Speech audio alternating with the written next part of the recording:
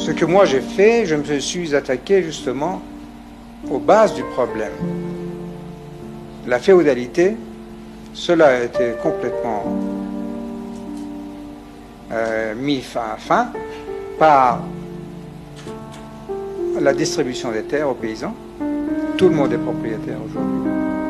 Dans les usines, les ouvriers touchent jusqu'à 20% des bénéfices. Ils vont pouvoir, s'ils le voulaient et s'ils avaient les moyens, acheter jusqu'à 49% des actions des usines.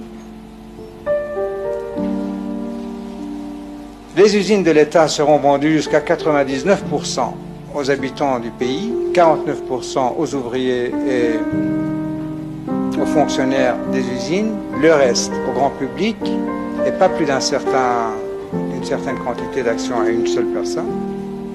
Je pratique donc non seulement la lutte contre l'analphabétisme, contre la misère et la pauvreté, mais la participation à outrance, aussi bien dans le domaine économique que dans le domaine social et politique.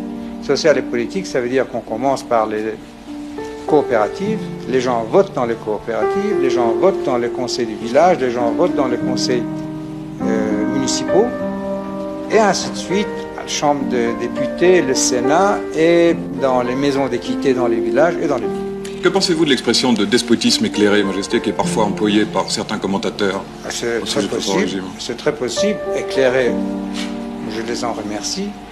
Despotisme, c'est un peu une interprétation différente. Qu'est-ce qu'on doit faire pour gagner le temps perdu? Ce que moi je dois faire dans 10 ans contre ce que vous avez fait en 300 ou 400 années.